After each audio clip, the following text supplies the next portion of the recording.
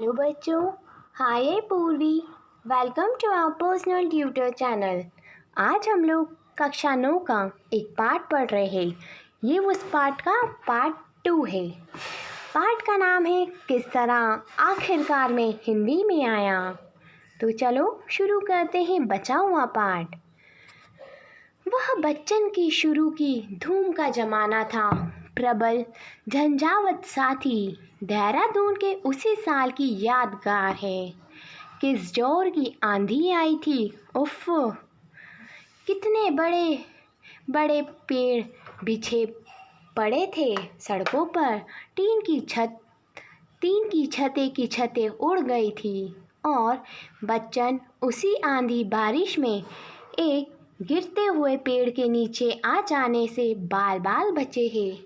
हम सबका सौभाग्य। आज मैं स्पष्ट देख रहा हूँ कि मुझे तूफान उनके मन और मस्तिष्क की दुनिया में गुजर रहा है। वह इससे भी कहीं अधिक प्रबल था। पत्नी वियोग हाल में ही हुआ था और कैसी पत्नी का वियोग जो इस मस्त नृत्य करते शिव की उमा थी। आत्मा से अर्धांगिनी निम्न मध्य वर्ग के सन 30 के भावुक आदर्शों और उत्साहों और संघर्षों के युवा संगिनी। मैं कल्पना ही कर सकता हूँ कि वह कवि के लिए क्या कुछ ना रही होगी। एक निश्चल कवि जिसके आर पार आप देख सकते हैं बात की धनी, वाणी की धनी, हृदय मक्खन, संकल्प फौलाद, ऐसे व्यक्ति की साथी। एक और बरखा की याद आ गई।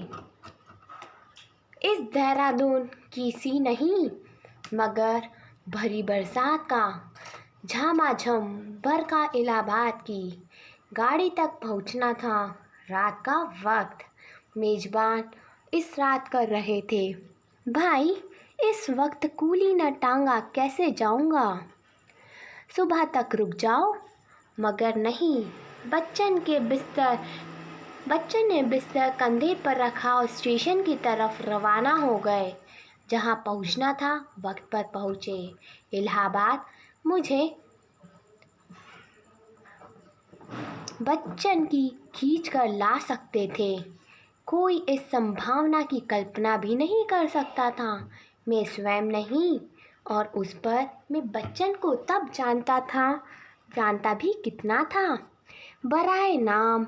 मगर उस परिचय के जितने भी क्षण थे सटीक थे वो मात्र क्षण ही। आजकल की तरह ही मैं बहुत कम कहीं आता जाता या किसी से मिलता जुलता। मुझे इसकी कभी कोई ज़रूरत सी ना महसूस हुई। शायद ऐसा वहम मुझे था जो वहम ही था कि मेरी निजी एकांत की दुनिया में मेरे साथ चलने वाला कोई नहीं है। और क्यों हो खैर, ये 36 37 37 38 के साल थे। जी हाँ, तो बच्चन ने मुझसे कहा, तुम यहाँ रहोगे तो मर जाओगे। चलो इलाहाबाद और एमए करो इत्यादि। और हमारी दुकान पर बैठने वाले देहरादून के प्रसिद्ध डॉक्टर मुझसे कह रहे थे, तुम इलाहाबाद जाएगा तो मर जाएगा। मगर मैं तो देख चुका था कि फेफड़े के मरीजों के लिए, गरीब गुरबा के लिए वह क्या नुस्खा लिखते हैं। Calcium lactate 3 times a day। Calcium lactate उन दिनों 2 आने में 1 आउंट आता था। मैं अपने दिल में बेफिक्र था। इलाहाबाद आया तो बच्चन ने क्या किया। बच्चन के पिता मेरे लोकल गार्जियन के खाने में दर्ज हुए। उन्होंने उर्दू फारसी की सूफी नज़्मों का एक संग्रह बड़े स्नेह से मुझे दिया था। वह आशीर्वाद अर्ज तक मेरे साथ रहा और एक अर्थ में अब भी है। और बच्चन ने एमए प्राइवेट और फाइनल के दोनों सालों का एमए प्रीवियस और फाइनल के दोनों सालों का जिम्मा लिया और कहा, देखो जब भी तुम इस काबिल हो जाओ, यानी तुम्हारी नौकरी लग जाए, तब वापस कर देना, चिंता मत करो। ना इस काबिल हुआ और ना मैंने चिंता की। बच्चन का प्लान यह था कि मैं किसी तरह एक काम का आदमी बन जाऊं। उनके स्वयं अंग्रेजी में फाइनल कर लेने, 10 साल की मास्टरी के बाद और बीटी कर लेने के साथ साथ मैं भी यूनिवर्सिटी से डिग्री लेकर फॉरेन हो जाऊं, ताकि कहीं पैर जमा कर खड़ा हो सकूं। सो कहाँ होना था, कहीं ना कहीं यह बात पिताजी की सरकारी नौकरी को देखकर मेरे दिल में बैठ गई थी। नौकरी नहीं करनी है। मैंने कभी कोई तर्क वितर्क अपने आप से नहीं किया। मेरा ख्याल है, और जब मैं साफ साफ देखता हूँ और कह सकता हूँ कि यह बस घोचपने की हद थी और पलायन। हिंदू बोर्डिंग हाउस के कॉमन रूम में एक सीट मुझे फ्री मिल गई और पंत जी की सहज कृपा से मैं कभी नहीं भूलूंगा इंडियन प्रेस से अनुवाद का काम। अगर सचमुच कोई बात मेरी समझ में आती थी तो वह एक यही थी कि अब मुझे हिंदी कविता गंभीरता से लिखनी है, जिससे कि मेरा रब्त बिल्कुल छूट चुका था। भारत और उसका शिल्प लगभग अजनबी से हो चले थे। आखिर हिंदी फास्ट फॉर्म तो मेरी कभी रह नहीं थी और घर में खालिस उर्दू के ही वातावरण में पला था। बीए में भी उर्दू का ही एक विषय लिखा था। गज़ल मेरी भावुकता और आंतरिक अभावों का अपने तौर पर भली बुरी एक मौन साथी थी। जैसी भी कुछ थी अपनी थी। शायद विषयांतर हो रहा था, मगर बच्चन मेरे जिस साहित्यिक मोड़, मेरे हिंदी के पूर्ण सत्कार के प्रमुख कारण बने। मैं उसके यहाँ कुछ स्पष्ट करना चाहता हूँ। एक बार पहले भी सन 33 में प्रीवियस का इम्तिहान दिए बिना ही यूनिवर्सिटी छोड़ कर जा चुका था, मगर तब तक कुछ रचनाएं सरस्वती और चांद में छप चुकी थी और बच्चन ने अभ्युदय में प्रकाशित मेरे एक सोनेट को पसंद किया था और कहा था कि वास्तव में यह खाली सोनेट है, यद्यपि मुझे उनसे मतभेद है।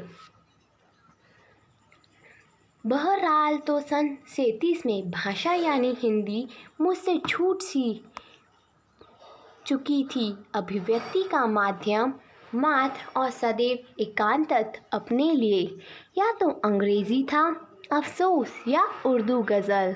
हाँ, आज एक बात के लिए मैं अपने परछाई सीधे सादे जाट परिवार को, अपने बचपन के युग को धन्यवाद देता हूँ कि किसी भाषा को लेकर कभी कोई दीवार मेरे चारों तरफ खड़ी ना हो सकी जो मेरे हृदय या मानसिक को घेर लेती। अफसोस इतना है कि मैं जमकर कोई साधना भाषा या शिल्प की नहीं कर सकता। हिंदी ने क्यों मुझे उस समय अपनी ओर खींचा, इसका स्पष्ट कारण तो मेरी चेतना में निराला और पंत थे।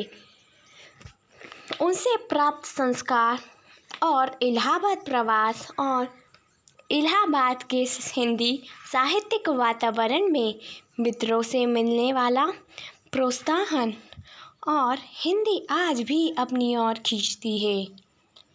बावजूद कम से कम मुझे जैसों को दुखी और विरक्त करने वाले अपने शिकण और सांप्रदायिक वातावरण के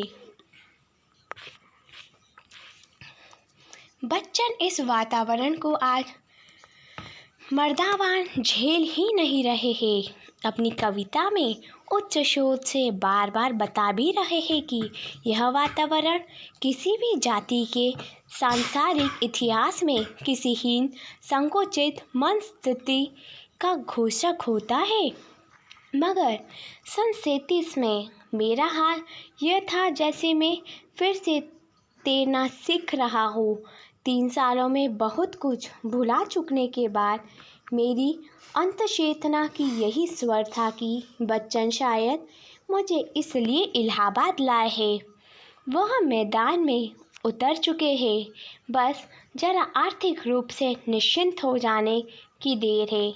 बहुत से बहुत 1 साल और मुझे भी मैदान में उतरना है अपने तौर पर।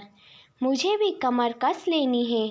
यही भाव मात्र मेरे मन में स्पष्ट था और मुख्य, और कोई भाव नहीं। मुझे याद है कि बच्चन ने एक नए स्ट्रीजा का प्रकार मुझे बताया था।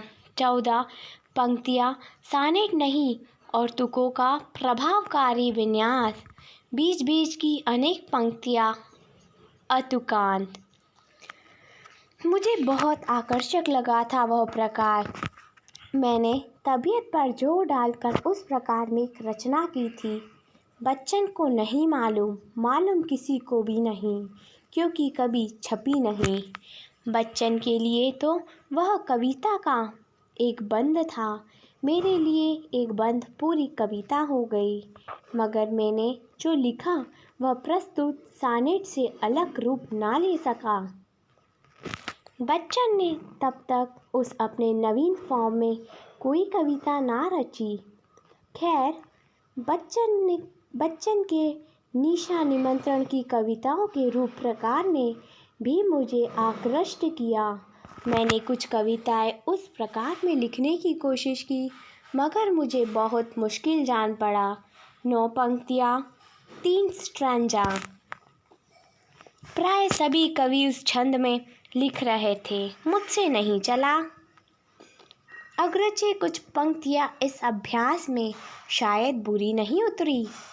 निशा निमंत्रण के कवि के प्रति मेरी एक कविता, जिस पर पंत जी के कुछ संशोधन भी है, रूपाभ भाल के भाव किए हुए, मेरे पास आज भी अप्रकाशित सुरक्षित है।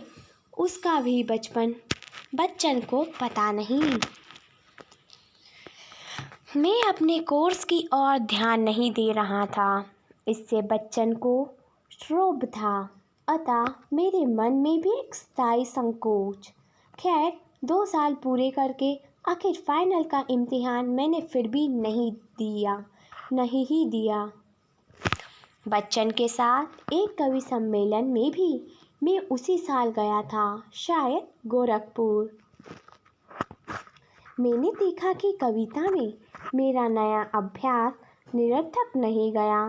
सरस्वती में छपी एक कविता ने निराला जी का ध्यान आकृष्ट किया। कुछ निबंध भी मैंने लिखे। रूपाभ ऑफिस में प्रारंभिक परीक्षण लेकर मैं बनारस हंस कार्यालय की कहानी में चला गया।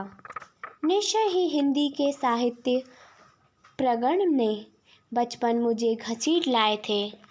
आज मैं स्पष्ट देखता हूँ कि मेरे जीवन के इस भरपूर और कैसे आकस्मिक मोड़ के पीछे बच्चन की वह मोल सजग प्रतिभा रही है, जो दूसरों को नया प्रतिभा जीवन देने को नैसर्गिक क्षमता रखती है।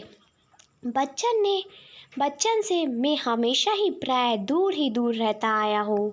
यद्यपि दूर और नज़दीक की मेरी अपनी परिभाषा है, और जिनके मैं अक्सर बहुत नज़दीक रहता हूँ, क्या उनसे बहुत दूर नहीं रहा? बहुत सी अनुपस्थित चीज़ें मेरे लिए उपस्थित ही के समान हैं, और उपस्थित अनुपस्थिति के, और मैं बहुत नज़दीक आने, बहुत मिलने जुलने, चिट्ठी पत्री आदि में विश्वास नहीं करता। बच्चन इसलिए मेरे काफ़ी करीब रहे, मगर बेसिकली उसी तरह जैसे एक कवि अपनी रचना के माध्यम से अपने करीब रहता है, अपने साथ रहता है, जिससे हम कभी नहीं मिलते या मिल सकते। युगों का व्यवधान होने के कारण ये युग एक ही जगह प्रस्तुत भी हो सकता है, अतः मिलने या ना मिलने का कोई अर्थ नहीं बैठता। इसी तरह बच्चन अपने व्यक्तित्व में, जिसे कुल मिलाकर मैं उनकी श्रेष्ठ से श्रेष्ठ कविता से भी बड़ा आंकता हूँ, बहुतों की तरह मेरे भी नज़दीक है और एक बिल्कुल सहज और सामान्य और स्वाभाविक ही बात है।